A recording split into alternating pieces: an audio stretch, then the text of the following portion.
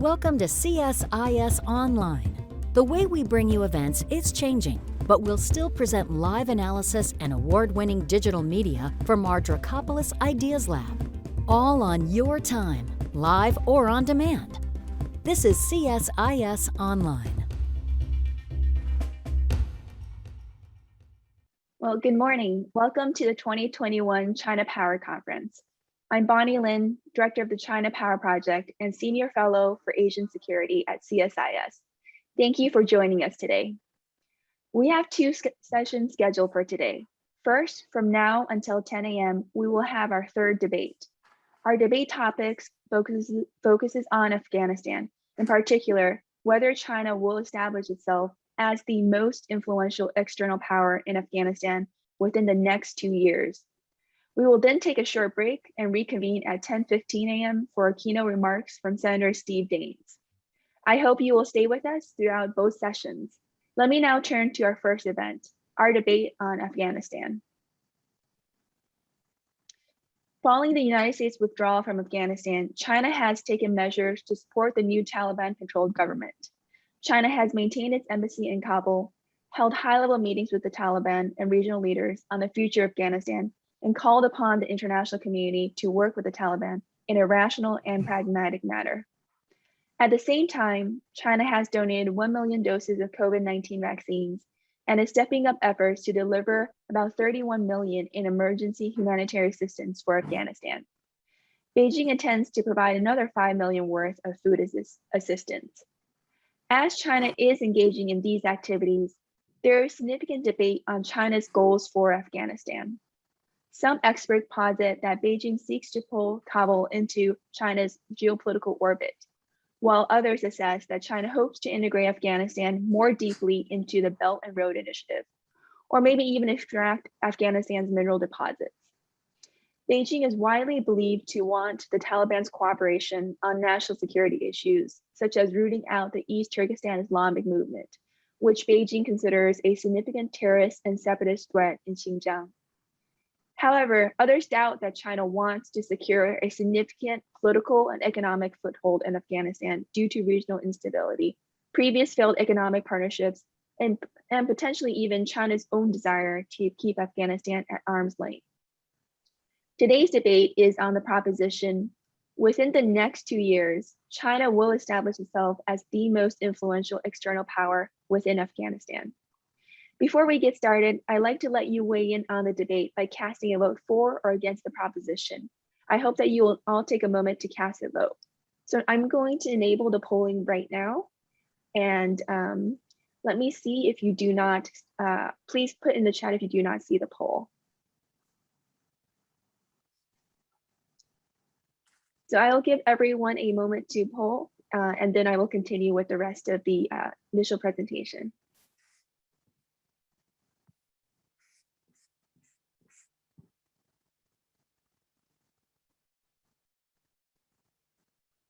So I know a number of folks are still voting, but let me now move on to introduce our two speakers while we're waiting for the rest of you to finish the poll. So we are very delighted to have with us two excellent speakers debating both for and against this proposition. Arguing for the proposition is Senior Colonel Zhou Bo, a senior fellow at the Center for Strategy and Security at Tsinghua University and a China Forum expert. Senior Colonel Zhou started his military service in 1979. He served in different posts in Guangzhou Air Force Regional Command. From 1993, he worked successfully as Staff Officer, Deputy Director General of West Asia and Africa Bureau, and then Deputy Director General of General Planning Bureau of the Foreign Affairs Office of the Ministry of National Defense of China. He was also the Chinese Defense Attaché to the Republic of Namibia, and Director of the Center for Security Cooperation in the Office for International Military Cooperation, Ministry of National Defense. He has published more than 100 essays and opinions in English. Senior Colonel Zhou Bo also speaks as a PLA delegate at the Shangri-La Dialogue in Singapore and at the Munich Security Conference, and is a supervisor to foreign postgraduate officers at the PLA National Defense University. We're also delighted to have with us today, arguing against the proposition, Dr. Seth Jones. Senior Vice President, Harold Brown Chair, and Director of the International Security Program at CSIS. Dr. Jones leads a bipartisan team of over 50 resident staff, an extensive network of non-resident affiliates dedicated to providing independent strategic insights and policy solutions that shape national security. He also teaches at the Johns Hopkins University School of Advanced International Studies and the Center for Homeland Defense and Security at the U.S. Naval Postgraduate School. Prior to joining CSIS, Dr. Jones was the director of the International Security and Defense Policy Center at the RAND Corporation. He also served as a representative for the commander, U.S. Special Operations Command, and to the Assistant Secretary of Defense for Special Operations. Before that, he was a plans officer and advisor to the commanding general, U.S. Special Operations Forces in Afghanistan. So thank you both for taking the time to join us this morning. So before we begin, let me end the poll and share the results. Okay. So everyone should be able to see the polling results. Right now, what we see is about 65% of the folks online with us agree with the poll topic that within the next 2 years, China will establish itself to be the most influential external power within Afghanistan. About 35% disagree with the proposition. Over the last few days, we also ran a poll on Twitter, and let me also display those results. So the Twitter poll results are actually surprisingly similar to what we see live today. It's about 63.8% agreeing with the proposition and 36% disagreeing. So with that, let's now launch into the event, and I hope you will stay with us toward the end of the debate. So first, let me turn to Senior Colonel Zhou Bo for his initial presentation on why China will become the most influential external power within Afghanistan. So Senior Colonel Zhou, over to you. Thank you, Bonnie Lin, and good evening from Beijing. I'm most happy with the poll just now. Well, it seems that all I need to do is just to confirm that the poll is right. But this is a daunting task for me. Well, this really is a good question, whether within the next 2 years, China will establish itself as the most influential external power within Afghanistan. Let's assume if it is not China, then who else can it be? The United States is gone. Russia has a better record in Afghanistan, and its economy is just 1/9 or 1/10 of that of China.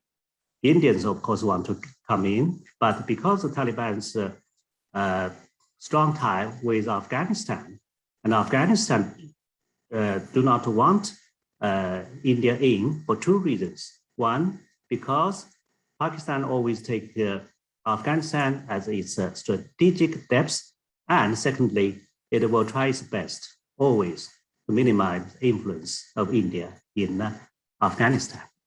Therefore, China's role as a direct neighbor, the second largest economy, would certainly be impressive. Besides, I believe that China has 2 unique advantages in Afghanistan. One is political impartiality, the other is economic investment.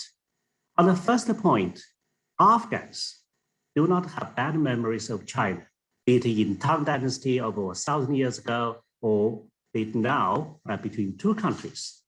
Unlike those invaders that came from afar to invade Afghanistan, China is a close neighbor, which has never invaded Afghanistan.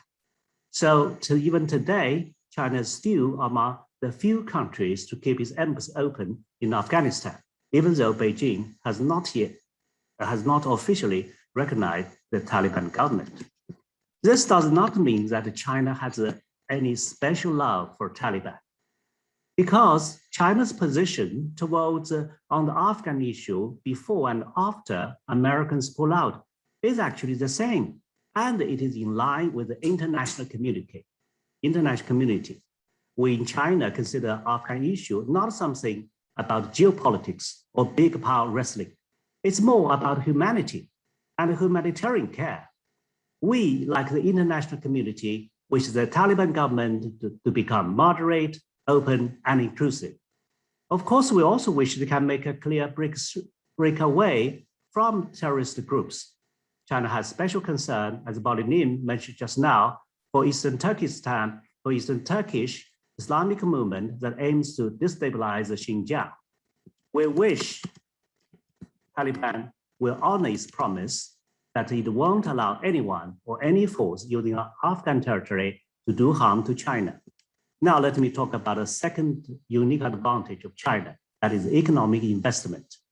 Even in China, from time to time, we would have people talking about how China should be cautious or China should not be over-optimistic. But I think somewhat differently, because it's not a question whether China should enter into Afghanistan or not. China is already in Afghanistan. Even during the wartime, China has been there because China is the third largest trading partner of Afghanistan after owning Pakistan and Iran. Chinese products are highly competitive in Afghanistan. And in Afghanistan, there are big Chinese companies which are among the top 500 largest companies in the world, like Huawei, like ZTE, like China Railway Engineering Group Limited, like China Metallurgical Group Corporation, like China National Petroleum Companies. These companies have been there for quite some time. Besides, China's capability in infrastructure building and in industry are next to none. And these are badly needed for a war-torn country, for a country where industry capability is next to zero. And this is also what the Taliban want. During meetings and official statement, Taliban officials have expressed time again that they would welcome Chinese companies to invest in Afghanistan. And even before its takeover of Kabul, the Taliban has promised to protect Chinese investment in Afghanistan. But security issue, of course, is crucial for massive Chinese investment. But simply speaking, isn't Afghanistan now safer than during wartime? Of course it is. Against a bigger background, the whole China's Belt and Road Initiative, to a great extent, overlap with the so-called arc of instability on land. The arc of instability starts from Southern Sahara, it goes through Caucasian mountains, and it lands finally somewhere in Southeast Asia. And this is exactly how China's Belt and Road Initiative on land is unfolding. Besides, Afghanistan also has what China needs. For example, the $1 trillion untapped mineral deposit, including critical industrial metals, such as lithium, iron, copper, and cobalt. Actually, in November, representatives of 5 Chinese companies obtained a special visa from Taliban government to have on-site inspection of potential lithium projects. So this is a good example of how Chinese companies might further explore the market of Afghanistan. One of China's long-term strategic investment plan, of course, is the Belt and Road Initiative. And Afghanistan until now has been an attractive but a missing piece of the enormous puzzle. If China were able to extend the Belt and Road from Pakistan through to Afghanistan, for example, with the Peshawar to Kabul motorway, it would open up a shorter land route to gain access to markets in the Middle East. Although China has its own unique advantages, but do not count on China to fill in the black hole left by the United States. I personally do not consider China would be the first country to recognize Taliban. But I believe the international community should help Afghanistan to become a normal country, because that would be most conducive to peace and stability of the country, and is also conducive to the security and stability of the whole region. If Taliban government becomes paralyzed, then Afghanistan would be plunged into more serious chaos. Currently, the situation is already very much dire. In this winter, nearly 23 million people, more than that means it's more than half of the population, might have a problem of food insecurity. This country is confronting one of the worst droughts in decades. According to the United Nations, Afghanistan's wheat harvest is expected to be as much as 25% below average this year. Then, how can we solve all this problem? My answer is very simple. Give Taliban a chance to let them honor their own promise of being inclusive and open. This is the most realistic approach. Why? Because unless there is a serious internal conflict within Taliban regime will maintain there for a long time to come, because there are no other political or military forces that can actually counterbalance Taliban. If Taliban government stabilize and practice a foreign policy or domestic or foreign policy that are not extreme, then for all the countries in the region, it's only a matter of time when to recognize the Taliban government, because we have to face the reality. But I personally believe Taliban government should have learned something from the time starting from 1990 when they took power. They should, over a decade, they should have learned something. Well, at least they said everything right? They promised to be open and inclusive, to let the women to go to work and let the girls to go to school. The only problem is they have yet to fully realize the promise. Then let me talk a bit about what the United States should do, what China and the United States can do, and what the international community as embodied in United Nations can do.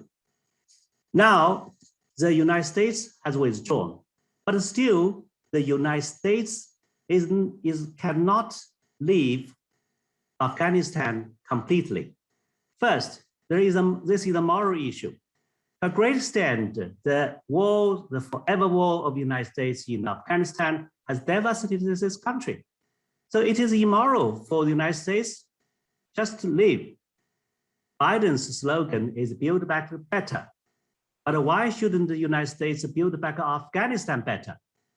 The White House has announced that the United States plan to make its first investment in overseas infrastructure projects as part of the G7's Build Back Better World Initiative in January. But it seems that given all the countries I mentioned in the tour of National Security Advisor Daines, Afghanistan is not among the countries on his recent listening tours. Second, I believe Biden administration must race against the time to defreeze Afghan liquidity and overseas assets and lift unilateral sanctions because the window is really closing. According to New York Times, aid groups say this winter, 1 million children might be starved to death. When I read this figure of 1 million, I thought of Rwanda genocide in 1994, which reportedly killed 800,000 to 1 million people. Of course, we shall see how true that it is. But even if 1,000 children die, let alone 1 million, it will be more humiliating than US catastrophic withdrawal from Afghanistan. This is what I believe. It will be another catastrophe on the moral ground and image of the United States. Why? Because when Afghans are dying, the money that should have been used to save their life is still in an American bank, and the American government simply would not give it back to Afghans. The Federal Reserve in New York holds about $7 billion of the previous Afghan government. The World Bank holds $1.5 billion in trust for Afghanistan. Afghan's economy depends on aid, with grants financing approximately 75% of public spending, and international donors accounted for 43% of its GDP. Since the Taliban takeover, banks are running out of cash, and even Afghans with savings are unable to access the funds. This is a miserable situation. Now, can China and the US cooperate bilaterally or multilaterally to solve this problem? Well, on a bilateral basis, I believe China and the United States, as the largest and second largest economy, have a special responsibility for world peace and stability. And it actually might help this relationship, which is extremely complicated and ever competitive between China and the US. And we do have a lot of things in common on the issue of Afghanistan. Neither China nor the United States wishes to see Afghanistan sliding into a civil war. And both of us support a political solution that is Afghan-led and Afghan-owned. And both of us hope Taliban would become open and inclusive. When Chinese Foreign Minister Wang Yi spoke to Secretary of State Antony Blinken in August, he said China stood ready to work with the United States to push a soft landing of Afghan issue. What does soft landing mean? I assume it's more about the situation. That means to let the situation coming down. But to let the situation coming down, you need to provide the blood transfusion to Afghan, which relies on blood transfusion from international donors or international fund. So that is why we in China call for defreezing Afghan liquidity, overseas assets, and lifting unilateral sanctions. When Deputy Secretary of State Wendy Sherman visited China, she mentioned about one area of cooperation that is counter narcotics. That is good because China is also a victim of narcotics. And Afghanistan produced some 80% of world's opium. But think about this.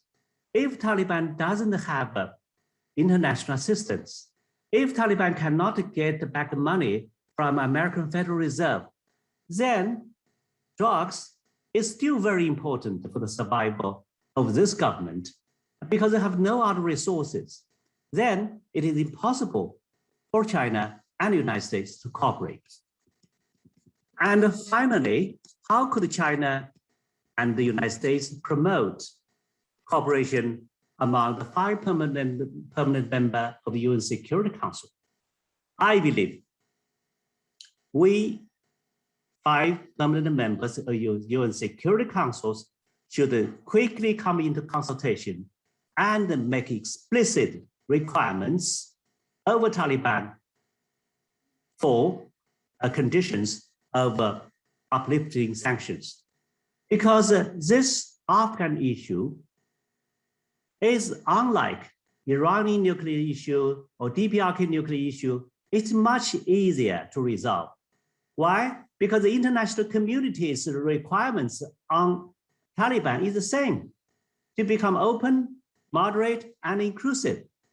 And China and Russia's approach, yes, are somewhat different from those of the United States, France, and the UK. But our attitude are the same because we want the same thing, right? So if our attitude are the same, if the only difference is about the approaches, then we can come to discuss. For example, could we just lay down clearly what we need Taliban to do immediately? We should, could we ask them to have some woman minister? Could we ask them to let women go to work or ask girls to go to school? Because so far, all what I heard are more or less things like this. And I believe such things are not so difficult. And if you tell Taliban, these are the conditions for you to have money back, I believe immediately they would agree. Yeah, because these are the things they have promised. So now we should lay down specific conditions and for them to honor. And I believe it's absolutely possible. Let me stop here. Thank you. Senior Colonel Zhou, thank you very much for your comprehensive remarks, looking not only at why China should be interested in Afghanistan, but also laying out recommendations for what China can do, what the United States can do, and what the international community can do. So with that, let me turn the floor to Dr. Seth Jones, and then afterwards we'll go into the rebuttals. So Seth, over to you. Thank you very much, Bonnie, for moderating this, and thank you very much, Senior Colonel Joe, for those really good comments on what is, as we will talk about over the next 50 minutes or so, a very difficult situation. Overall, though, I think there are three main logical and empirical problems with the proposition. And let me treat them, I'll give an overview first and then go into depth on each of them. First, I think the historical record is clear about Afghanistan, and that is that at its core, it is a weak state with a decentralized social political infrastructure. So in a sense, significant foreign influence writ large is almost an oxymoron. This is a fallacy, I think, that the British, the Soviets, and the Americans really failed in many ways to understand. Second is that because of the weakness of the Afghan state, we talk about a Taliban, but the Taliban's power and control as one gets to areas of rural areas of the country, tribal, sub-tribe, clan areas of the country. Afghanistan has also been and will likely continue to be at the mercy of multiple regional and global powers that will work with various warlords and strongmen. And that is unfortunately the reality. So there will continue to be intense competition among all of the major powers in the region: India, Iran, Central Asian governments, China, Russia, and Pakistan itself for influence in Afghanistan, which will in many ways work against any kind of stability. And I say this not because of that this is the way the situation in Afghanistan should be, but simply the way that it is. And then third, if there's any state that has influence with the Taliban and in Afghanistan, it's Pakistan. So the argument really is that Islamabad in particular holds the vast majority of influence cards in Afghanistan, as it is demonstrated for over 30 years. So I'm going to end by unpacking that. And if China has a chance of influence with Afghanistan, my argument will kind of end with it have to be working by, with, and through Pakistan as the main conduit. So first of all, Afghanistan is at its core a weak state with a decentralized social political structure. And in that sense, influence is something of an oxymoron.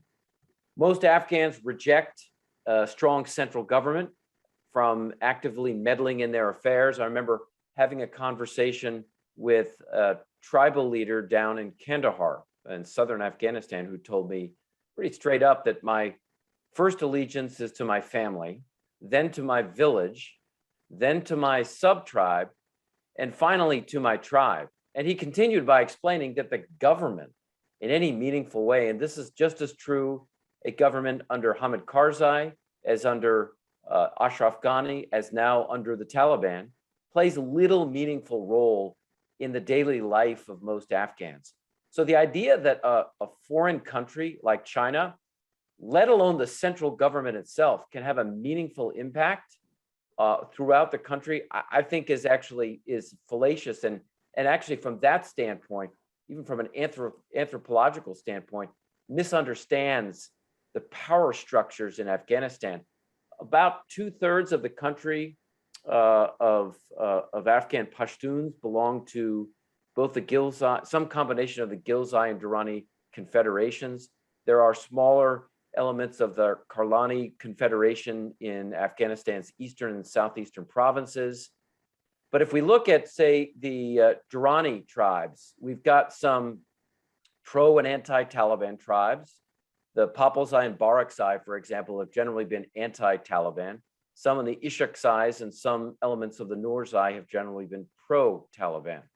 Among the Ghilzais, we've got a number of pro-Taliban tribes, such as the Zadrans and the Hotaks, and then we have a number of anti-Taliban Ghilzais. We also have a number of ethnic groups in Afghanistan, many of whom have generally not been sympathetic to the Taliban over time: Uzbeks, Tajiks, certainly the Shia Hazara, and various Turkmen and others.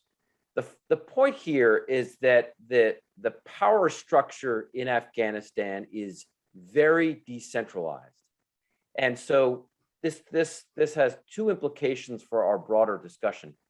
One is it will continue to be a problem for the Taliban, because when one gets outside of provincial capitals, even some district centers, Taliban power, even today, is very limited, if not non-existent. So the ability of even the Taliban to influence what's going on in the country is severely limited, and it was during the 1990s, and we've seen it with the respective governments in Afghanistan since 9/11. So even the idea that a foreign government, whether it's the British, the Russians, the Americans, and now the Chinese, can have significant influence in a country that doesn't even have a strong central government, I think has to be understood. Let me get to my second issue, which is the weakness of the Afghan state historically has been filled by competition by multiple governments in the region. And I think this works against really the ability to influence it, certainly by one major power. So if we look at the countries in the region, all of them have provided some elements of clandestine assistance to both governments, that's the Taliban today, as well as local militia forces, strongmen, power brokers, businessmen. The Iranians have had significant influence in Western Afghanistan, including in provinces like Herat, individuals like Ismail Khan, the Hazaras in central Afghanistan, as well as a number of what we will often call the sort of old Northern Alliance crowd in the north, some of the Uzbek and Tajik power brokers. India continues to have influence among some of that Northern Alliance group, those that operate out of northern Afghan provinces and cities such as Mazar, Talokan. We've seen Indian intelligence agencies for 30 years provide support to sub-state actors in those areas. Central Asian countries, much the same. Tajiks with some of the Tajik communities, Uzbekistan with some of the Uzbek communities. In addition, obviously, Pakistan has had significant influence with the Taliban and other Pashtun groups operating in parts of eastern, southern, and then western Afghanistan as well. So the point here is that we've got a lot of powers that have attempted and will continue to influence Afghanistan. So China is not alone, and with a weak state, there sadly are multiple opportunities for other countries to meddle. And this brings me to my final point really about the proposition, and then I want to sort of lay out some of the challenges I see with the Taliban regime that have little to do with the ability to get access to foreign aid or to get sanctions unlifted. And the third proposition, if there's any state that has significant influence, it's not China, as we've seen over the past 3 decades, it's Pakistan. Pakistan has a long relationship with militant groups and other non-state actors operating in Afghanistan. It was Pakistan's leader, General Zia-ul-Haq, who remarked in 1979 to the head of ISI, Pakistan's intelligence service, Lieutenant General Akhtar Abdul Rehman Khan, that the water in Afghanistan must boil at the right temperature. Let me repeat that. The water in Afghanistan must boil at the right temperature. This has been a time-honored statement from senior Pakistan leaders that Afghanistan sits on Pakistan's border, and without Pakistan influence among Afghan leaders, so today the Taliban, there is what senior Pakistan officials said to me when I was in the US government, and even since talking to senior Pakistan, including ISI leaders, there is a double squeeze. On one border, Pakistan has to deal with its long-term enmity with India, and on its other border, it has had to deal over the last 20 years with an India that has had close relationships with both Karzai, President Karzai first, and then President Ghani after that. So you see, Pakistan has been caught in a double squeeze for the past 20 years. It has now relief on its western flank. It now has an ally in Kabul that is very important to supporting its strategic depth. So if we look at the 1980s, and I think history is important, Pakistan's ISI provided aid to the Mujahideen, the 7 major Mujahideen groups, in cooperation at that point with the US and several other governments. In the 1990s, the ISI helped support the Taliban itself. It was there at the foundation of the Taliban, was involved in helping recruit individuals at madrasas, both on the Afghan and Pakistan side of the border. Pakistan, the Taliban itself was born as an extremist Islamic movement from both Pakistani and Afghan madrasas, supported by Pakistan. So Pakistan has been influential, extraordinarily influential with the Taliban from its very inception. As Gulbuddin Hekmatyar in the early 1990s failed to take Kabul, it was ISI's help that was pivotal in providing direct support on the ground, forward deployed ISI and Pakistan Air Force operatives as the Taliban pushed into Western Afghanistan, into central Afghanistan, and eventually into Kabul and then northern Afghan cities. During the 2000s, after the US-led overthrow of the Taliban regime, what did the Taliban do? They relocated where? Not into India, not into China, not into Central Asia, not into Iran, but into Pakistan.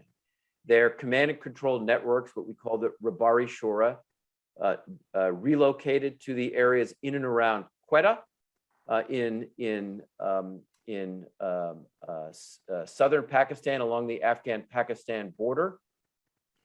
That's where the senior Taliban, the Rabari Shura, had its primary committees, from its military committee to its religious committee, its finance committee, all located on the Pakistan side of the border, again, in and around Quetta, where Taliban senior leaders, first under Mullah Muhammad Omar, then under Mullah Mansour, and then under Akhundzada, the current Taliban leader, brought their families who resided in schools. Pakistan ISI operatives continued to provide close assistance to the Taliban over the course of the 2000s and 2010s and into 2021, even into early 2021. They sat in the senior Rabari Shura meetings. They provide multiple types of assistance as the Taliban continued its political and military struggle in Afghanistan. Pakistan's ISI provided money that went to Taliban forward deployed forces. They provided intelligence, including Indian activities, intelligence on Afghan government activities, US and others. They provided material, small arms, for example. They provided gas and petroleum to Taliban forces for their vehicles, everything from motorcycles to trucks that were used to bring weapons across the border. But primarily, I think we've seen the most important avenue of Pakistan influence has been sanctuary and support over time, and over 3 decades of a close relationship. Now, that relationship has been important. If we look at the Afghan Minister of Interior right now, from the Haqqani network, Siraj Haqqani. Siraj Haqqani has an interesting long-term relationship with both senior Pakistan and ISI officials. He also has a strong historical relationship with Al-Qaeda, which I'll come back to in a moment. So again, I don't see how anyone could argue anything other than Pakistan's influence has been paramount over the past 30 years. And even if they're not the ones that will provide the most assistance, they will continue to have the most influence in an organization that they helped create, helped foster, helped support when no one else in the world did over the past 20 years. everyone else in the world cut off diplomatic relations with the Taliban, Pakistan continued to provide support. So Pakistan, I think, in that sense, will retain the most important influence. So let me just summarize, and then I want to put a few issues on the table. One is, I think it is important to recognize when we look at Afghan's anthropological makeup and its history, that at its core, it is a weak, what we often call a rentier state with a decentralized social political infrastructure. Foreign influence has always been limited, as has the influence of the central government. This will be a problem for the Taliban, as it has been for every central government in Afghanistan for at least the past century. This is a problem, I think, that if it hasn't dawned on the Chinese and even Pakistan, it should sooner rather than later, because it has been a challenge for the British, been a challenge for the Russians, been a challenge for the Americans. Second, because of the weakness of the state, there will continue to be intense competition from every major power in the region, as well as the Europeans, the US, and others outside of that. That will continue, and I think it is an inevitable undermining of any central government's power. And it's about realist balance of power competition. Again, I say this not as a normative statement about what the situation should be in Afghanistan, but what it is and what it has been historically. And third, the argument here is that the one state that has been by the Taliban side, has provided aid, understands Taliban leader, has those personal relationships, is Islamabad. And I think that will continue. Let me just say a couple other just very brief remarks about kind of the challenges we face, and then some avenues for US-Chinese cooperation. I think the Afghan economy is collapsing for reasons in general that have little to do with the ability to get access to World Bank, government, or other funding. And I think there's some broad challenges just to add to this discussion here. Their Minister of Interior, who I mentioned earlier, Sirajuddin Haqqani, is a designated international terrorist who has long-standing direct ties based on UN Security Council multiple reports with Al-Qaeda. This has been a problem, and I think will be a continuing problem for the legitimacy of the Taliban government. We've also seen recently a number of multinational companies express deep concern about what is not a transparent or a fair justice system. No clear laws. It's one that's based instead on an extreme interpretation of Islamic law or Sharia. It's going to be very difficult to create an environment that is supportive or conducive to businesses and foreign direct investment with an extreme interpretation of Sharia that runs the government. And I think we're going to continue to see very serious concerns about foreign companies wanting to operate in a justice system that is barely functioning right now and that cannot transparently mediate disputes. If we look at Taliban governance during the 1990s, it was the worst performing government in the world during the 1990s and failed at all categories of World Bank governance, corruption, poor governance in a number of areas. So I think there are going to be some big challenges in what the Taliban generally can do. But I do think, to end on a positive note, I think there are areas of cooperation that are going to be important for the US and China. And I strongly agree with Senior Colonel Zhou on areas of humanitarian assistance. Afghans are suffering. They will continue to suffer. A chunk of it has to do with what it looks like anyway is a poorly functioning Taliban government. But that does not mean that Afghans should suffer without US, Chinese, and other assistance. That should be support to internally displaced persons, refugees, and others. That support from the international community is important. There is a continuing need for support to combat counter-drug operations.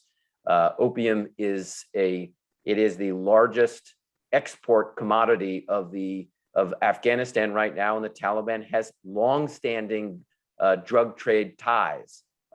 It's their biggest source of income over the past 20 years. There is a need to continue to struggle against drug trafficking, the production, cultivation, and trafficking in poppy.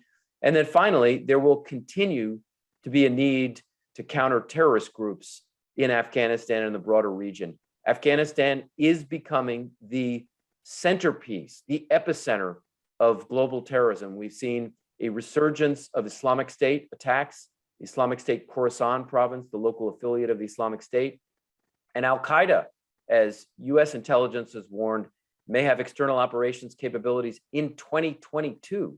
In addition, we see a number of groups like Jaish-e-Mohammed and Lashkar-e-Taiba operating in Afghanistan, as well as Senior Colonel Zhou mentioned, extremist Uyghur groups operating in the country. So with a weak government, with a potential failing government, it will be a recipe for a safe haven for international and regional terrorist groups. And I think there is a need for cooperation, for intelligence sharing, and then action against those groups.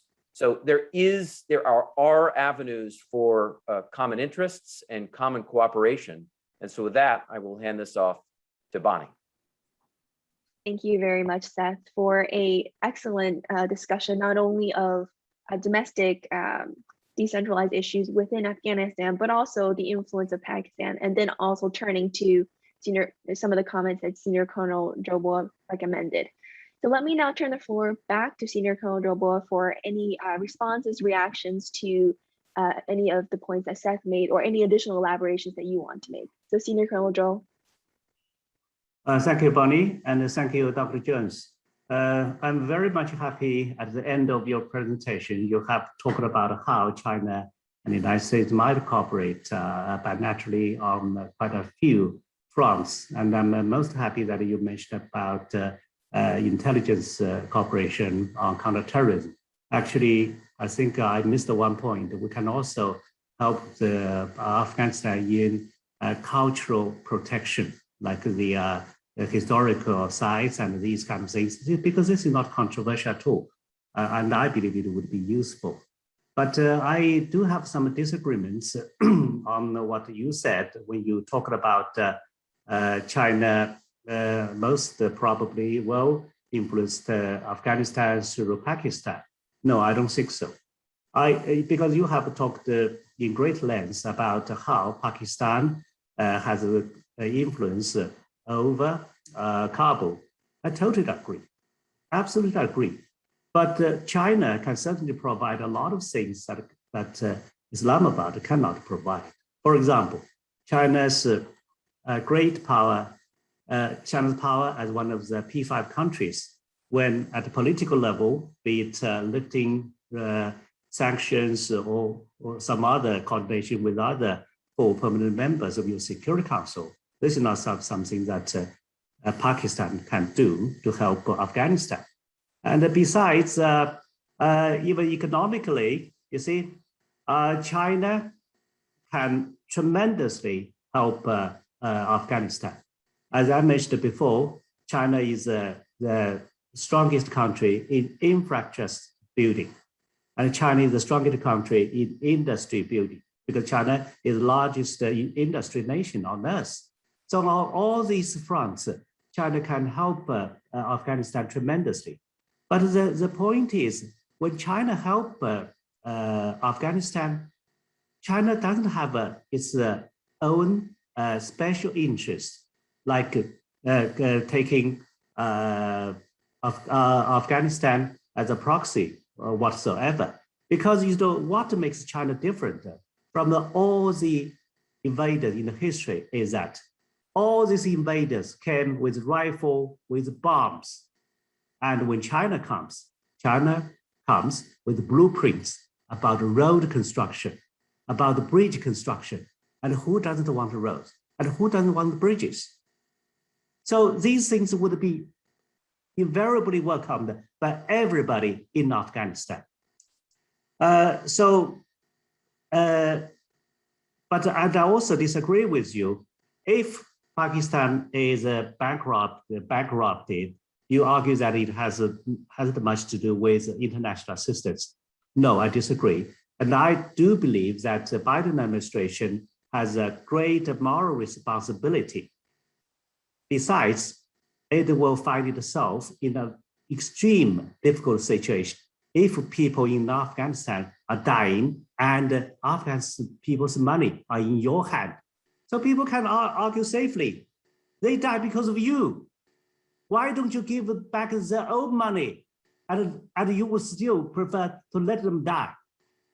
So that is what I call the second catastrophe that is more consequential than Americans withdraw from Afghanistan. So that is why we need to solve this problem. Yeah, and the time is running out, and we have to be quick. Thank you. Thank you, Senior Colonel Zhou. Very passionate analysis. Let me turn to Seth for a quick rebuttals, and then we will move to Q&A. Thanks, Bonnie, and thanks, Senior Colonel Zhou. Well, there's no question that a range of countries, including China, can provide assistance in Afghanistan. And if you look at the history of Afghanistan, even over the last 20 years, we've seen Japan and South Korea, the US, the Europeans providing assistance.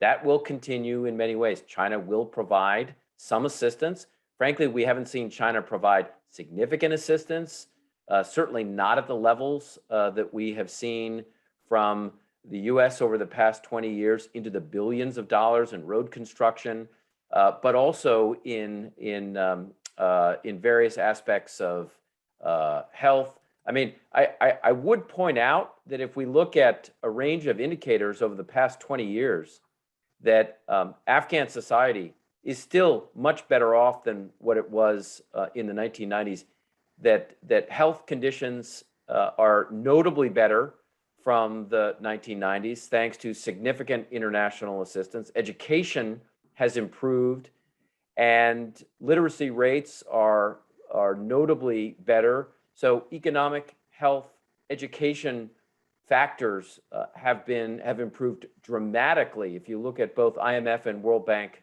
data. And that's thanks to a range of international assistance. But it also has involved significant amounts of international assistance. And China so far has not been willing to provide anything close to those amounts.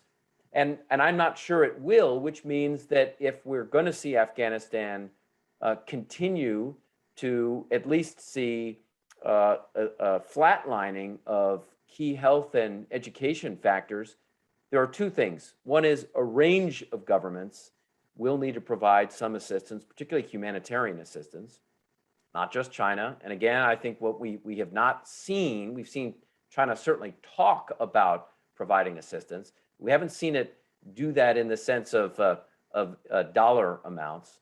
And second, and I think this is important, there are some huge problems we've already seen with Taliban governance right now, that even with international assistance, we've seen targeted assassinations across Afghanistan. We have seen a serious movement against women and women working. This is going to have a major effect on the economy.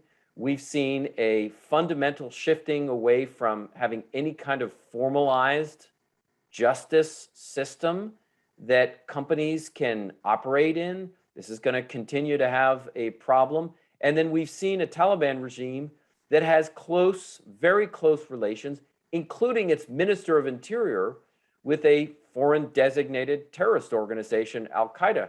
These are all going to be big problems that aren't going to be fixed. And I think I do think Senior Colonel Zhou understates the severe problems that the Taliban faces in governing effectively, so that even releasing the international funds that are being held up right now, as we've seen the Afghan government formed, no women in its senior roles, almost no technocrats.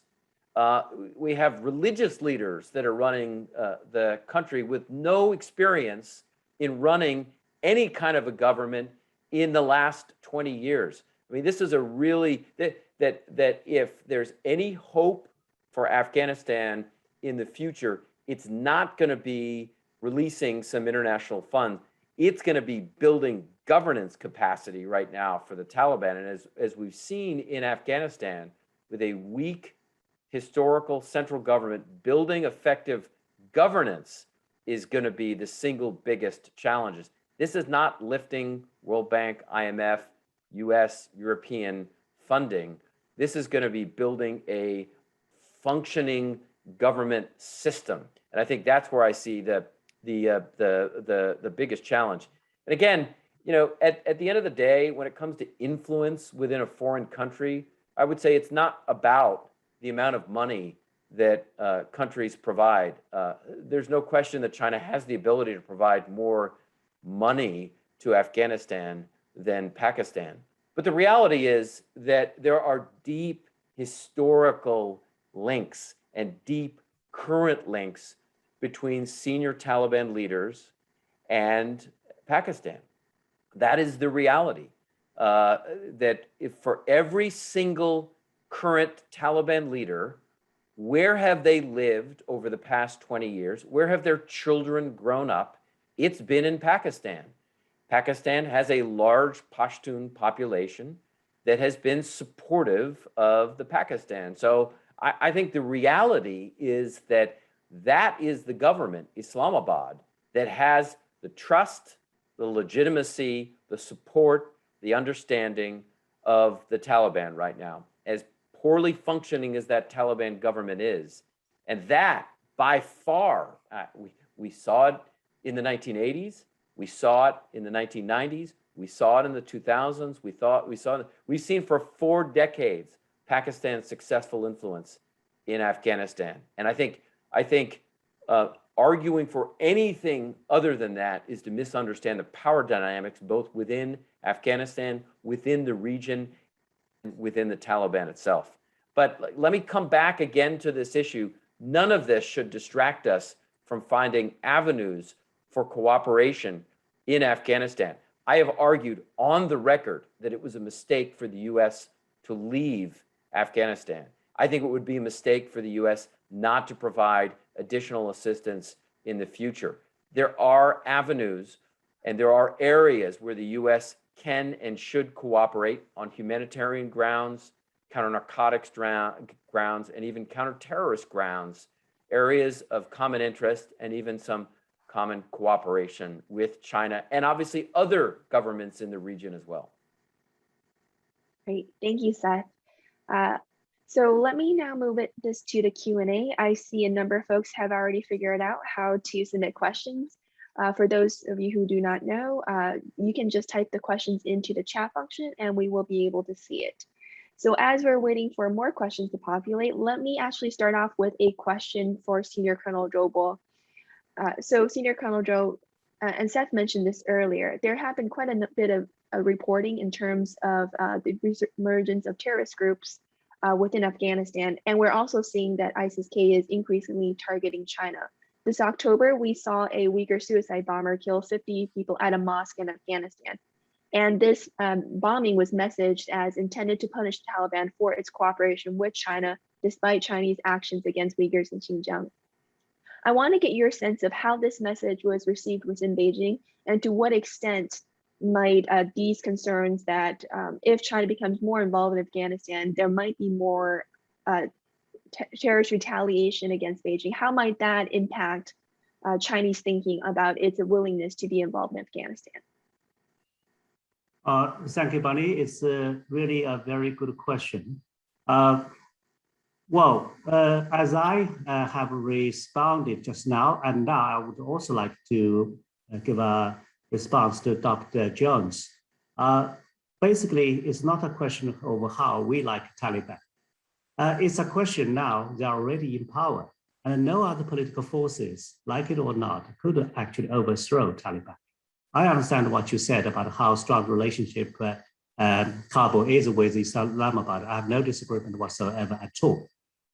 With Bonnie's question, yes, we have the ETIM in Afghanistan, and that is why we would want them, the Taliban, to curb those anti-China terrorist groups. And actually, the possibility of these terrorists getting across China-Afghan border through Wuhan corridor is very much limited because the environment extremely harsh. It is steepy and it is very, very difficult for Afghans to get across to the Chinese side from the border. But still, the hope is the whole ETIM movement may just spill over into China, as you have given an example just now. So our attitude on Afghan government is very clear, because this is our top concern for China. So because these terrorist groups, they're limited in numbers, actually a few hundred. So Taliban government should have a full capability to keep these people under control or even eradicate them. Thank you. Great. Thank you, Senior Colonel Joe. I see a couple of questions for Seth related to the relationship between Pakistan and China. And maybe I could first direct this question to Seth, and then Senior Colonel Joe, if you want to jump on this. So the general question is, Seth, you argue that Pakistan is likely to be the most powerful external actor on Afghanistan. But many folks in the chat have noted that China has a very strong relationship with Pakistan. So to what extent do you think that Pakistan would be open to cooperating with China on Afghanistan? And to what extent does Pakistan want to preserve its own influence in Afghanistan? Well, very good questions, Bonnie. And I think this sort of cuts to the heart of what we're talking about. So first of all, Pakistan has its own self-interest, like every country does, in providing assistance to the Taliban and operating in Afghanistan. And that gets to the double squeeze that I talked about earlier, strategic depth, that at the end of the day, Pakistan's main enemy is India. Pakistan and India share a long border. And as we have seen over the last 20 years, and my conversations with senior Pakistan officials in the foreign affairs area, in the Ministry of Defense, in the Prime Minister's and President's office, and then within ISI, is they have been very unhappy about an Afghan government up until now that has been supportive and had strategic relations with India. So that's obviously changed. The Taliban is an ally of Pakistan. So at the end of the day, I think Pakistan is going to be self-interested to retain support with the Taliban as part of its balancing effort against India. However, there are going to be opportunities to cooperate with China. And I think, you know, any activity that the Chinese want the Taliban to do, I think is in general is going to have to be done by, with, and through Pakistan. And I'm not saying that China cannot go directly to Taliban leaders. It can, but if it's going to be successful, it's going to have to work with Pakistan, which is the most important and closest ally and historical friend of the Taliban. We have seen tensions with Pakistan and the Taliban, so it's not like that relationship is perfect. But I'll tell you, the biggest area of concern I have about the China-Pakistan relationship is going to be that the Taliban is going to struggle enormously on multiple fronts. Its track record of running a government is very poor. And I know that there are all kinds of certainly hopeful ways that Afghanistan can be useful for Belt and Road Initiative. The problem, I think, is going to be long-term, that with a weak central government, a weak historical central government, the Taliban is going to have problems dealing with terrorist groups operating on its soil. Its size isn't very large. Afghanistan has a history of having these groups embedded themselves in mountainous areas that are difficult to operate in local tribal, sub-tribe, clan populations that may be conducive to those militant groups. So I think no Afghan government in the last century has been able to effectively deal with militant groups entirely on its border. That will create tensions I think, between Beijing and Islamabad when the Taliban is not fully successful in countering these terrorist groups. And again, it's a very tall order in a country with a weak state. The other problem is the more that we see these governance challenges from the Taliban and the more we see economic problems, I think the more concerned I have about violence, insurgency, and civil war in the country. Now, the Taliban is able to control the country for now. So did the previous Afghan government for about a year or two. Once things didn't work out particularly well, and we saw corruption problems, governance challenges, economic challenges, then we began to see resistance. And that second point that I mentioned earlier, you better believe, and this is not a normative comment that this is the way the situation should be, but more a realist comment that this is the way the situation has historically is. You better believe that the Indians will provide assistance to Northern Alliance groups operating in the country. The Iranians will continue to provide assistance to groups in Western and Central and Northern Afghanistan. So there will be aid coming to groups that push back against the Taliban, particularly if there are governance and economics problems. And this is going to make it difficult, I think, for any kind of a long-term Belt and Road initiative with a weak government. It's going to be hard to establish security. Sort of Max Weber's concept of security, having a monopoly of violence, of legitimate violence in a territory. That's, I think, the challenge that I see. Thank you, Seth. Senior Colonel Joe, if you want to provide your thoughts on how China may be able to influence Afghanistan through Pakistan, or if you want to argue that China doesn't need to do so. I think you did make that argument, but maybe you could talk a little bit about the China-Pakistan relationship. Yeah, thank you, Bonnie. Well, let me tell you something. Back in 1993, when I first entered my Office of Military Cooperation, International Military Cooperation, I received the Pakistani delegation. And I still remember what he said. He was a defense minister.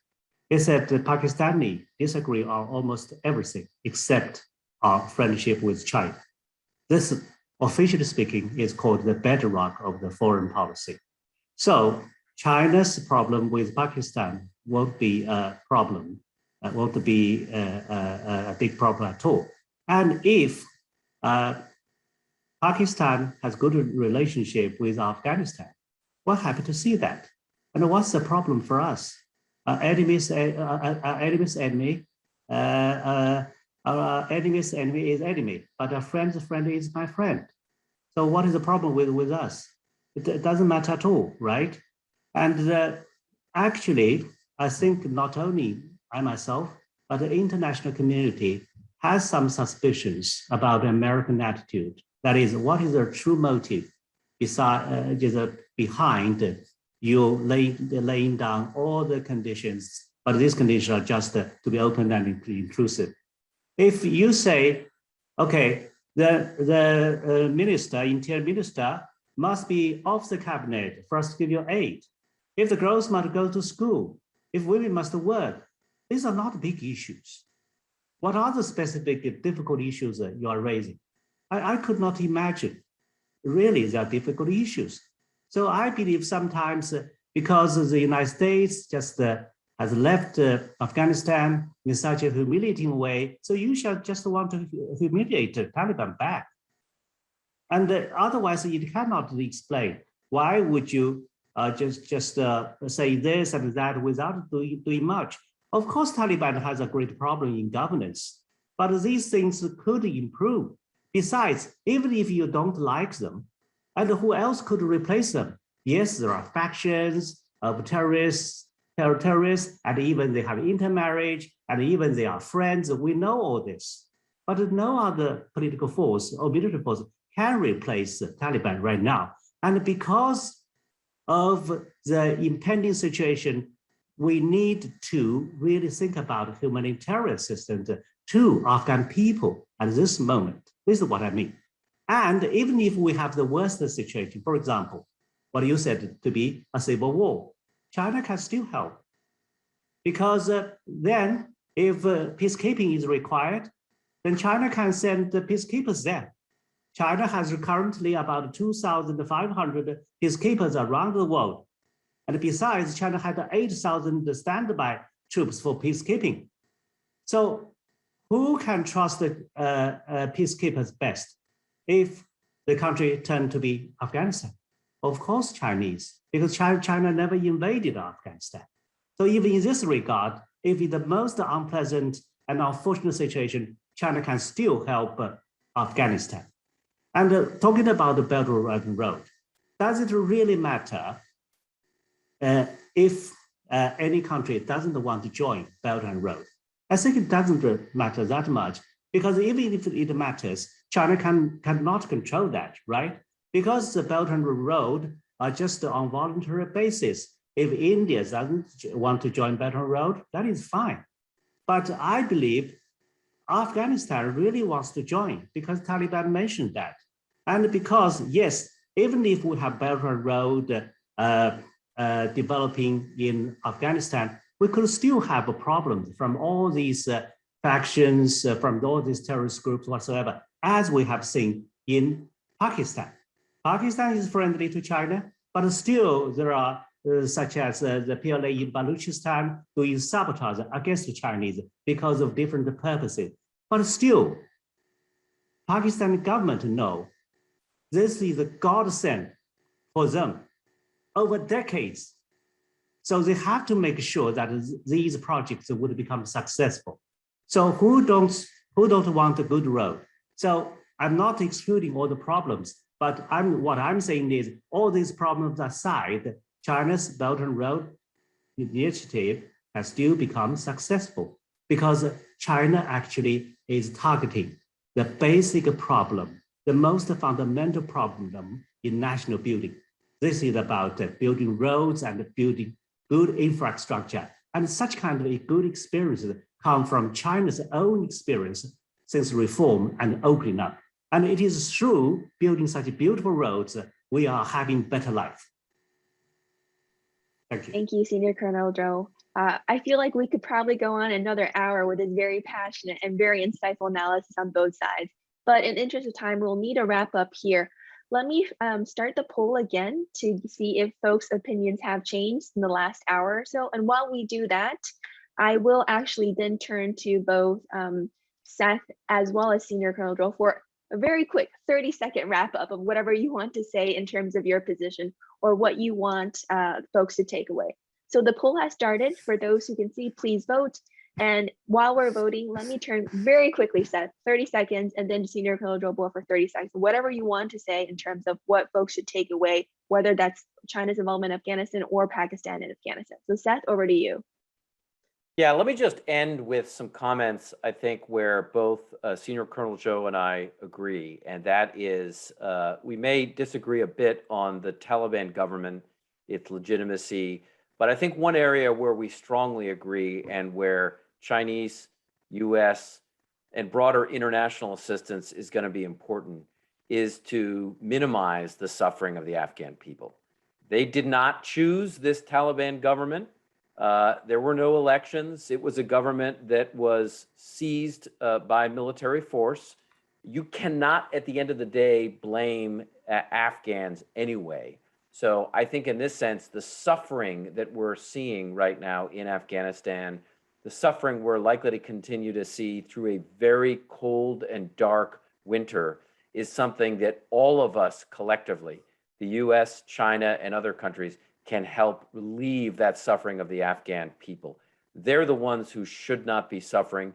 We're not going to end all of the suffering, but I think we can help provide some assistance to some Afghans to at least mitigate that suffering with food and blankets and medicine and other kinds of aid. Thank you, Seth. Senior Colonel Zhou. Yes, well, I cannot agree more with what Dr. Jones concluded. First of all, I hope this is another new area for China and the United States to cooperate. I forgot to mention, actually, China and Afghanistan China and the United States had excellent cooperation in the past on Afghan issue. We jointly have trained diplomats and technicians. So this is something done in the past. Why don't we continue to do something new? The second thing is, yeah, exactly as you have said, I believe we should not punish Afghan people because of Taliban.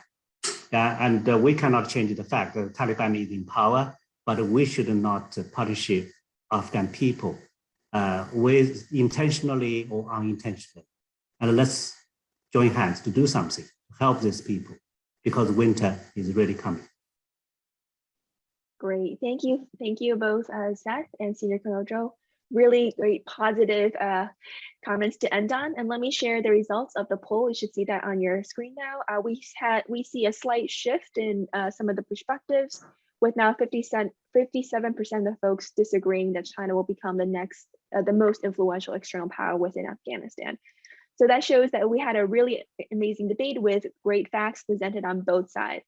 Now, in the interest of time, let me quickly note that we do have another event scheduled at 10:15. It will be our keynote with Senator Steve Daines. So I hope you will stay with us until 10:15. In the meantime, we will keep this channel open, but we will all mute ourselves, and I will hopefully see most of you back in around 10 or so minutes. Thank you very much for joining us, and thank you again for Seth and Senior Colonel Zhou for a wonderful discussion on China's role in Afghanistan. For those of us just joining now, my name is Bonnie Lin. I'm the director of the China Power Project. For those who stayed with us since this morning, 8:45, welcome back.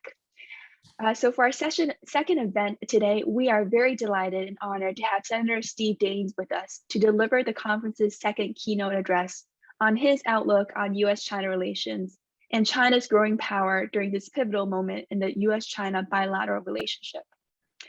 Senator Daines brings 28 years of private sector experience to Congress. After graduating from Montana State University with a degree in chemical engineering, he worked for Procter & Gamble for 13 years. 6 of those years, Senator Daines lived in Guangzhou, where he pioneered the launch of P&G brands into the China market. P&G became one of the most successful consumer product companies in China.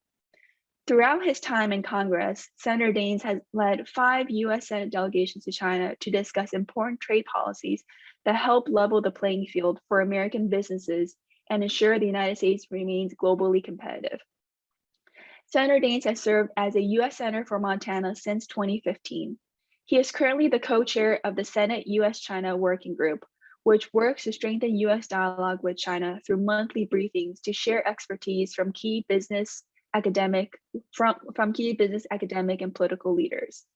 In addition, Senator Daines is a commissioner on the Congressional Executive Commission on China, which works to establish a framework of relations with China on a wide variety of issues such as human rights, civil society, and rule of law. He also serves on the Senate committees on finance, banking, housing, and urban affairs, energy and natural resources, and Indian affairs. Senator Daines, thank you for joining us today. Hey, thanks so much. Very glad to be with you all today on such an important topic as the U.S.-China relationship. As Dr. Lin mentioned, my experience in China is not primarily from an academic viewpoint. It's from being on the ground as an expat working at that time for Procter & Gamble, launching American brands to compete against Chinese brands. And this was back in the 1990s. In fact, our 2 youngest children, we have 4 children, our 2 youngest were both born in Hong Kong at the Matilda Hospital on the top of Victoria Peak. So this was a very important part of our life when we were there working. I had no idea that someday I'd be back in the U.S. Senate having this kind of discussion, but I'm honored to be able to do so and find the experience I had in China has been most helpful as we think through a very important and complicated issue here in terms of the relationship between our 2 countries. One of the, I think, important points that I want to make early on is the issue of what's going on with China's technology ecosystem and their innovation ecosystem. I found as I've led Senate delegations to China with both senators and some House members that there still remains a pretty significant gap between, I think, how people perceive China, particularly here on Capitol Hill, and the reality on the ground.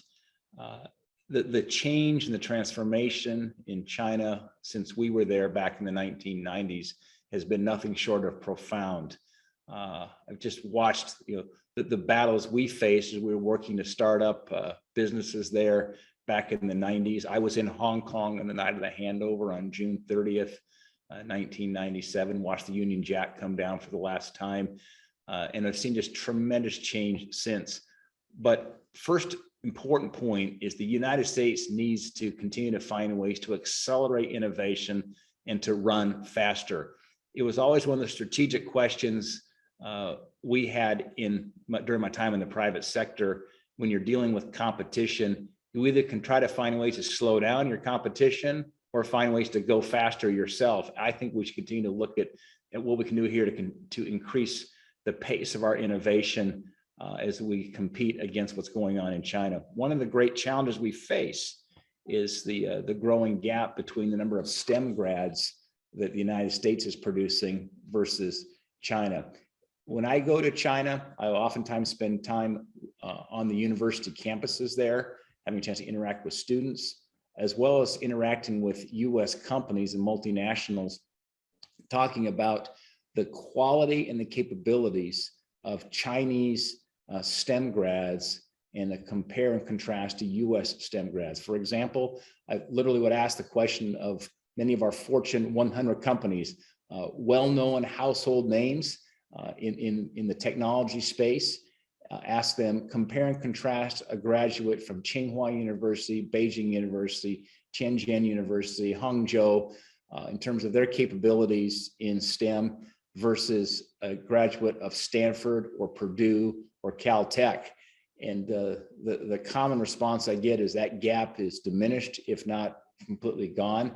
And what the companies will tell me is that it's just a matter of continuing to train these young Chinese, very bright engineers and programmers how to really adapt more to the Western management culture.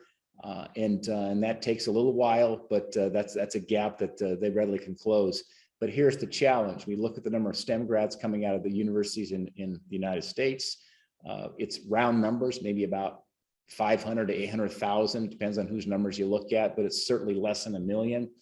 In China, we're seeing numbers that are closer to 3 to 5 million STEM grads every year. Again, I'm using broad numbers because it depends on which numbers you look at, but the point is we are being outproduced in terms of STEM grads by 5 to 8x. And that is every year. You compound that over the course of the next 5 years, 10 years, and 20 years, China is building an incredible, not only high quality innovation ecosystem with their talent, but also the scale is significant. And I think that is one of the aha moments that members of Congress see when they accompany me when they go to China. Certainly the supply chain challenges are significant, but I think that's kind of looking a bit in the rearview mirror with China. Going forward, it's all about what's going on right now in the battle for primacy in the issues of artificial intelligence, certainly biotechnology.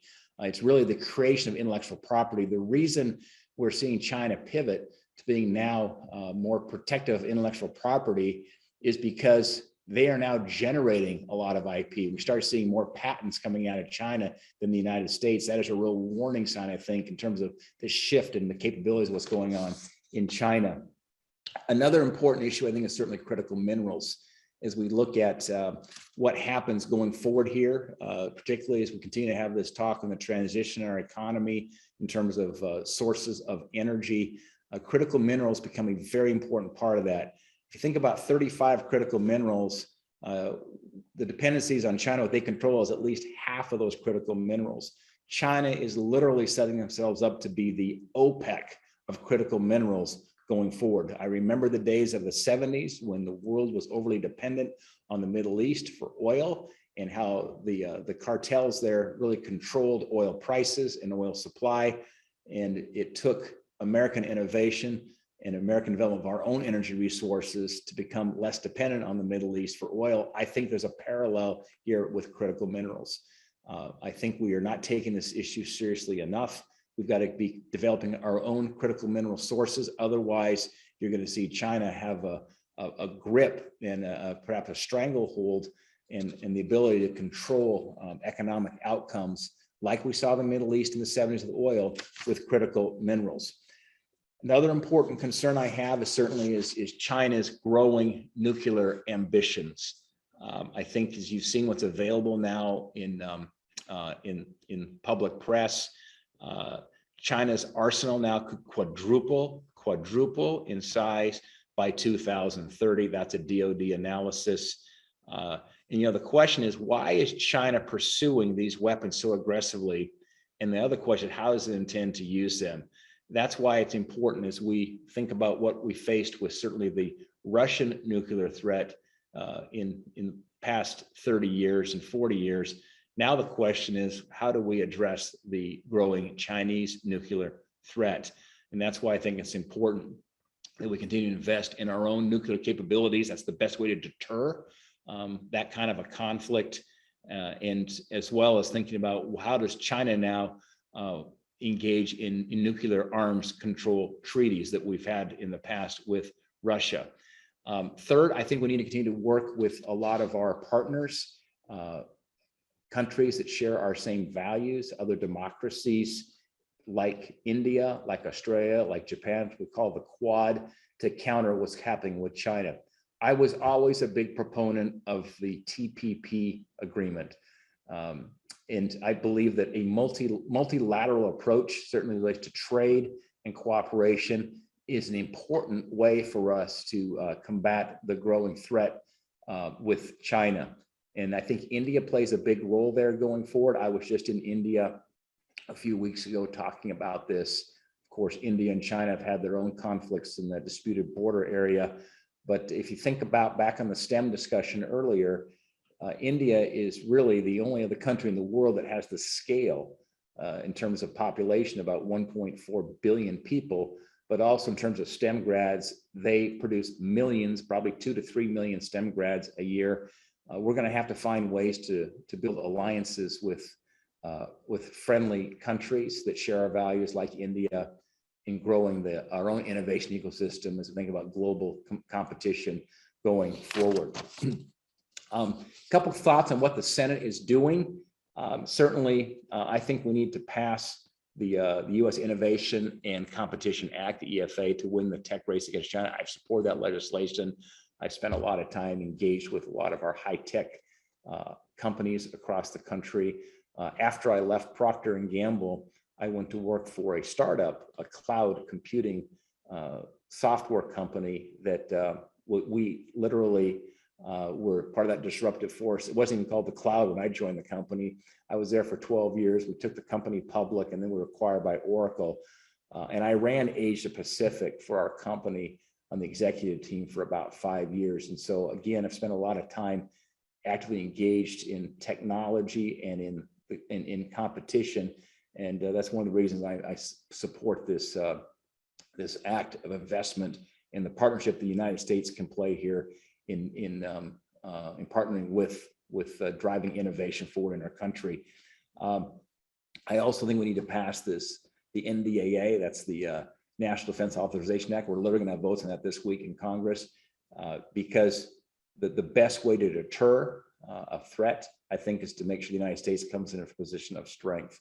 They have the best military in the world, as we do today, the best nuclear capabilities in the world. That is a way to deter and prevent the unthinkable of some kind of a nuclear war. I go back to President Reagan's famous principle of peace through strength.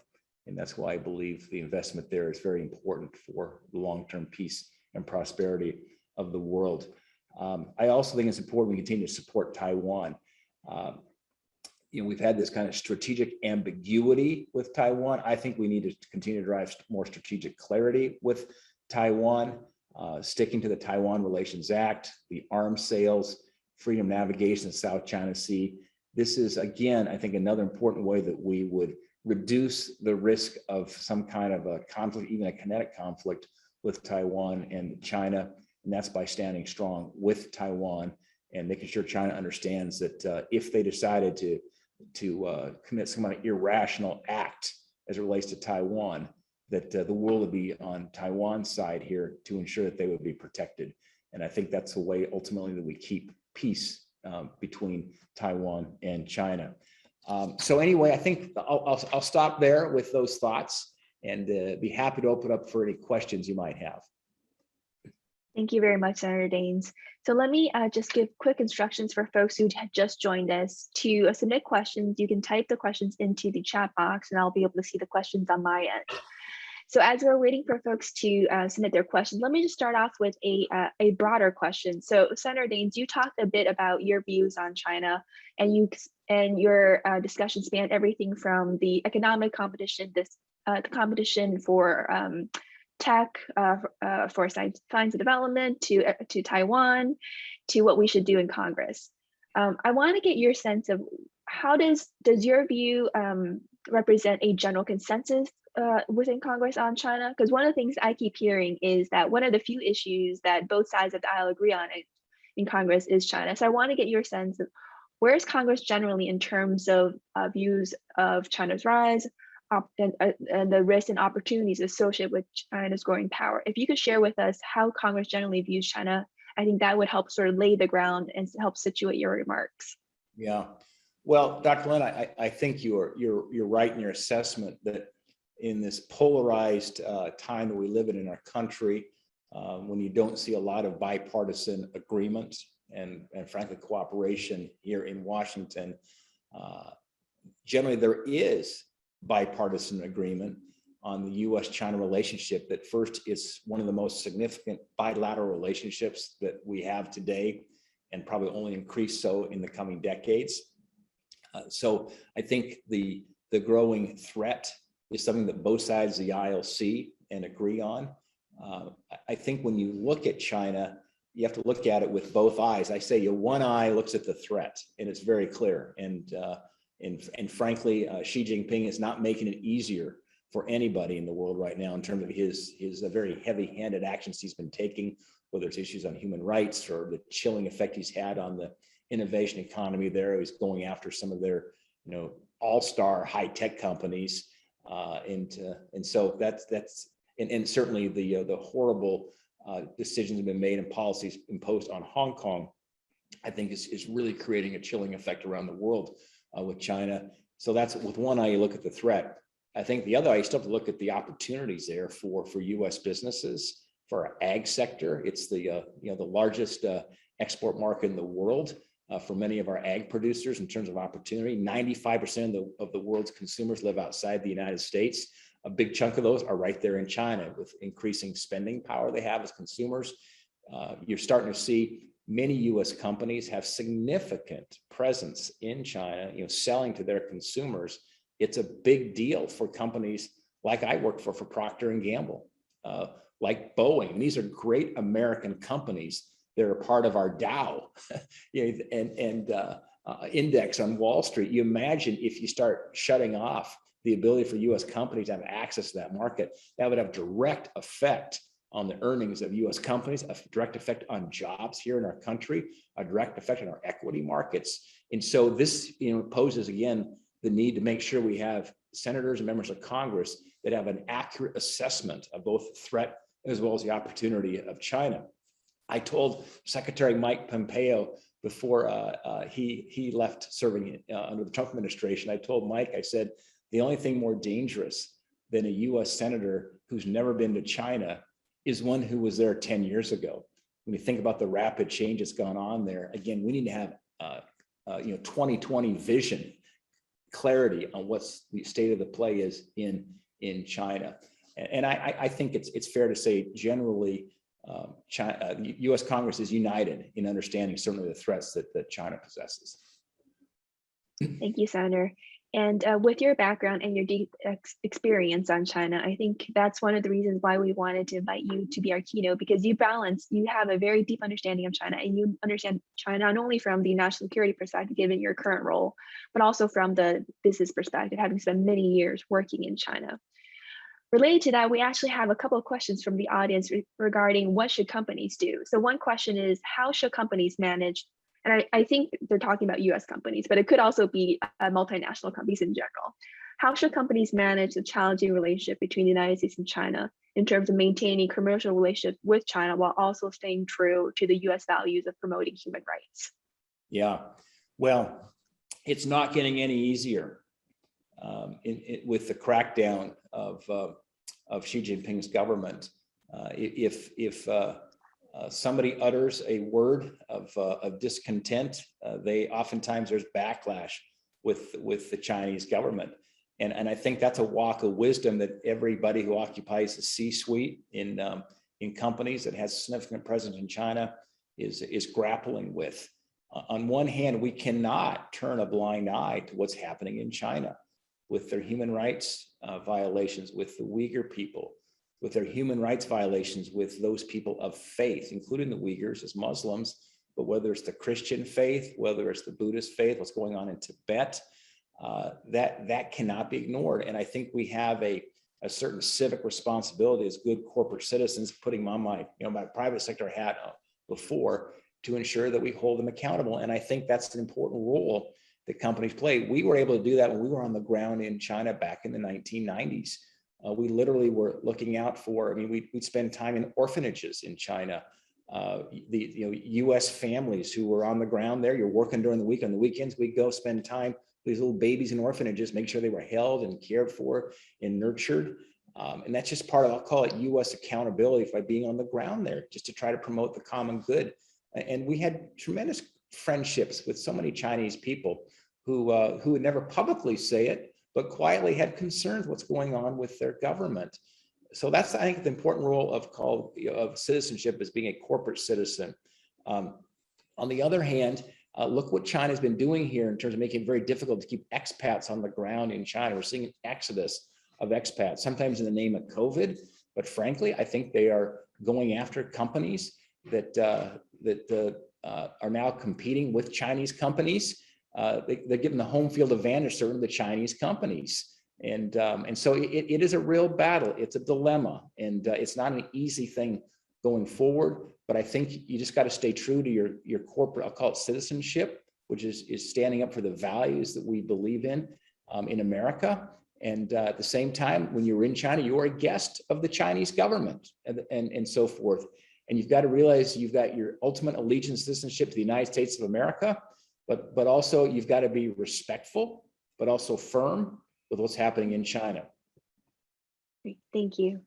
Thank you, Senator. So in your comments, you mentioned that you're very much focused on China's growing nuclear capabilities. So I'm aware that this June, you introduced a non-binding resolution stating that any international arms control agreement entered into by the United States that limits the number of allowable nuclear missiles must include the Russian Federation and the People's Republic of China. Could you talk a bit more about your resolution, as well as what you see as the prospects for potential US-China bilateral arms control or strategic stability talks? Yeah, well, to put this in context, I represent, of course, the great state of Montana. Montana has about 1/3, in fact, we have exactly 1/3 of our nation's intercontinental ballistic missiles. You think about the nuclear triad, you have the ICBMs, which we have 1/3 of those in Montana, the other third's in Wyoming, another third's in North Dakota. Then there's a third, which in our submarines, we call our boomers. Then the third, of course, is our airlift that we have that's the nuclear triad, as we call it. So this is something that's very personal to me as somebody who's grown up in Montana, a 5th-generation Montanan. I'm very proud of the fact we have ICBMs there to defend our country. In fact, one of my favorite commander coins I have, and the military coins that I collect, is from the 341st Air Wing out of Malmstrom Air Force Base in Great Falls, Montana, where they control these ICBMs. And it says, scaring the hell out of America's enemies since 1962. That it's peace through strength.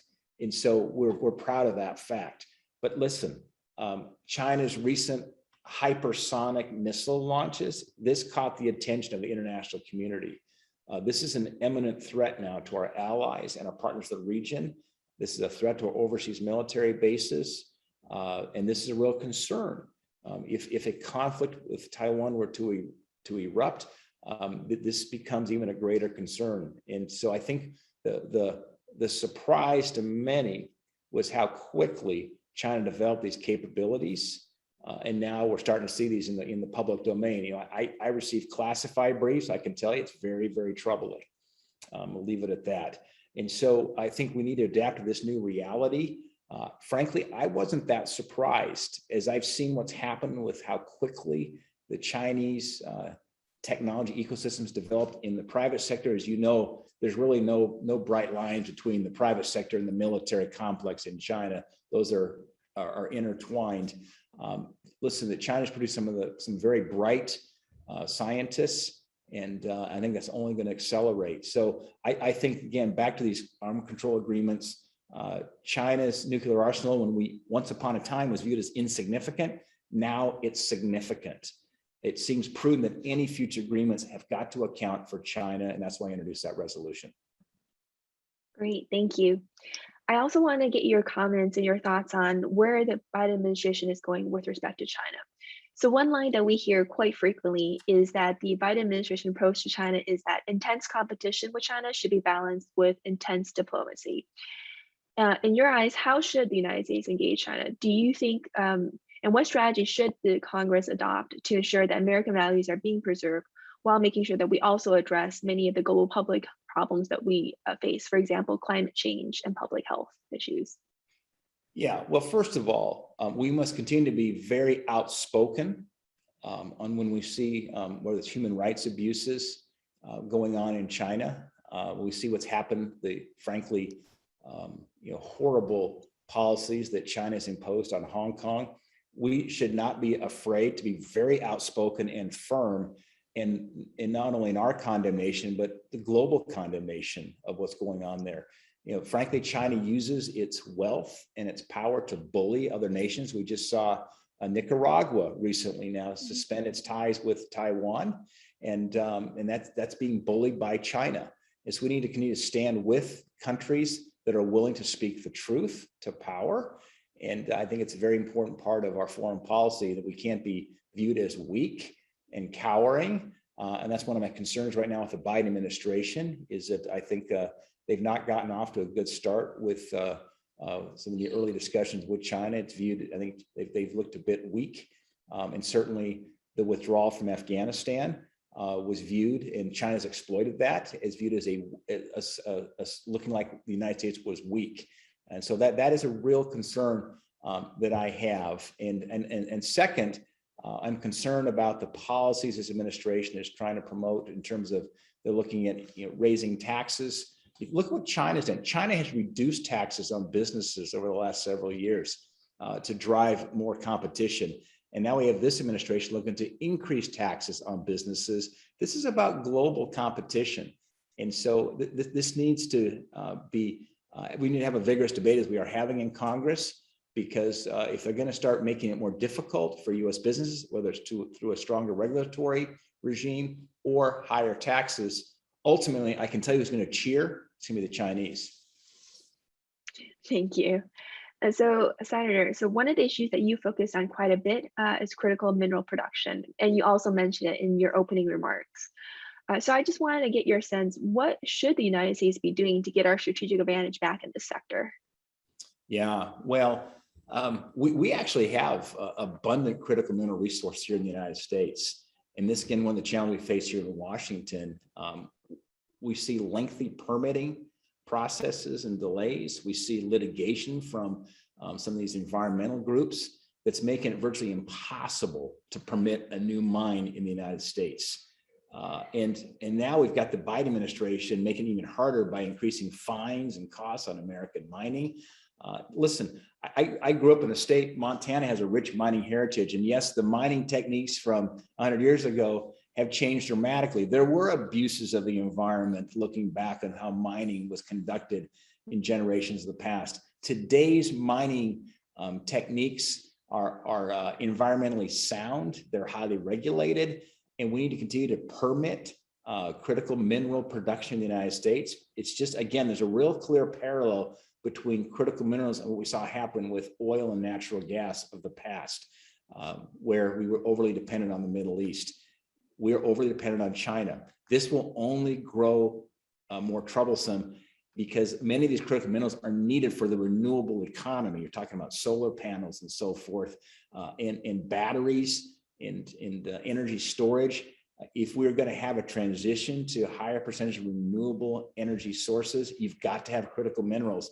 And so we've got to have help here from this administration and legislative means here to streamline the permitting processes and to allow us to develop made in America critical minerals.